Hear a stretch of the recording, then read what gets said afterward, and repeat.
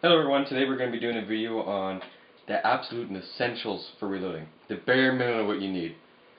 There's not really a whole lot of these videos on YouTube, so I decided I'd make one. And yeah. So we're going to go through the essentials. Of course we're going to need some type of press for reloading. This is a RCBS rock chucker press. They are a lot higher end press. You will not need one of this quality. You can get a lead press for cheaper. They're like what, $50? Like the full-on kit would be about 180, but you can get like just the press probably used for about $50. Yeah. Yeah, so they're very cheap. That's when you're in the essentials. Second of all, you're gonna need shell holders. I got a couple of these. Actually, I got a whole set here. You're not going to need a whole set, but for each different cartridge that fits fine, this one pop right out. So you're going to need, for every single one of your cartridges, you're going to need a shell holder. Lots of them will fit multiple different cartridges, which is also really handy. Third of all, you're going to need something that you can prime your shells with. These have not yet been unprimed, but to put a new primer in, usually there'll be a little tool like this that comes with your reloading press that put your primer there, slide this on, push down, and you now primed a shell. This is also unnecessary. This is a digital micrometer. You can get dial micrometers, whichever one you prefer. I prefer digital. This is going to be necessary to measure how long your shell is. You need this because you get a shell that's too long, it won't fit in your chamber, and so on. So this is an essential. You're also going to need something to weigh your powder. Sometimes you'll use it for projectiles and everything else. We got two different things here. We got the RCBS, what's it called? 505 scale. I use that for a very long time. I find starting to get into the digital scales now. This is a cheap one. You can use this, but I prefer the little higher end ones.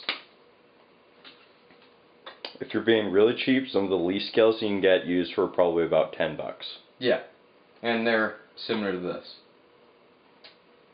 You're also going to need something to trim your brass. This is the, what's it called again? Lyman Universe case trimmer. This, I would say, is not essential. This is very handy to have, very nice, and speeds up the reloading process by a lot. When I first started out loading rifle, 30-06 and all that type of stuff, I just used the deburring tool to cut down my shells. Or you can use a file. It's not recommended. If you're going super cheap with it, you can do that. But I don't recommend it. This is an essential. You're going to need this as a deburring tool. Because when you're done on this, there'll be little burrs inside the neck and everything that you'll need to basically take those off. You're going to need some type of case lube. This stuff here is an RCBS case lube 2. You put it in the little pad right here. Put it in there and you roll your shells across, and that's how you lube your shells before you size them. Multiple different companies make all different case lubes. I've seen it, you can make it. So if you want to go cheap, you can also just make it. Yeah. If you're looking to make it, you need lanolin and rubbing alcohol. And you just Google it, and there'll be lots of recipes for making that. But lanolin is a little harder to find, so sometimes you might as well just buy case lube. Yeah. And there's all sorts of different recipes, more than that too. Mm-hmm. Then of course you're going to need primers, depending on what you're using it for. This is a small pistol primer. You got your small pistol, large pistol, small rifle, large rifle, and then you got your magnums and all that as well. This is an essential, of course. You absolutely have to have primers in order to reload. So that's a definite an essential right there. You also need your powder. This is a smokeless pistol powder. You get your rifle powders. For a pistol, I prefer using Alliant powder and Unique. For a rifle, I like to use IMR 4350. Those are my two preferred powders. So this is definitely an essential. You need powder, obviously, and primers and all that to reload. You're also going to need projectiles. These are Barnes TSX triple shot X bullets. Very high-end bullets. They're not cheap. You can get a lot cheaper ones like Sierras here. They're a lot cheaper. Or you can do what I also really like to do is bullet casting. Basically, my cost there is nothing, except for the cost of the bullet mold. So obviously you're going to need projectiles that are the right size and everything for what you're shooting. This is not an essential, but it's highly recommended that you have some type of funnel for pouring your powder into. So put your powder in there, goes down into your case. Otherwise you're trying to pour powder from here into there without spilling any, because otherwise you just lost a couple of grains. It's going to affect your accuracy and all that.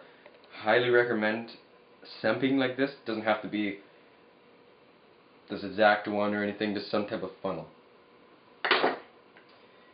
This is also not unnecessary, but it is very nice to have some type of reloading block. I mean, you can take a 2x4, drill a bunch of holes in it, and it's going to do the same thing as this. It's just very nice to have something, fill up your shell to do that, right? So it is very, very nice to have, I find. And of course you're going to need shells for what you're reloading. It should be pretty obvious, same with all the powder and all that. You're obviously going to need shells, and you're going to need dies. I got 30-06 dies, some 8x57 Mauser dies. Typically for rifle you'll come in your 2 kit. You got your sizing depriming die right here. You screw that into your press, it deprimes your round and sizes it. And you're also going to need your bullet seating die. So that, screw it in to right where you want it, and put your bullet on the shell in here, and it would seat your bullet. These are full length dies, which is, says right on here, FL. Not sure if you can see that. But that means full length, so it sizes the entire length of your shell. Now you got something like 243 dies here. They are a neck die, so it only sizes the neck of the case. A lot of people like it because they say it's more accurate. I personally don't see any difference. That's up to you to decide. A couple things I forgot to add in. You can find all these online, all your different reloading data, but it's very nice to have a book in front of you for it's called a reloading manual.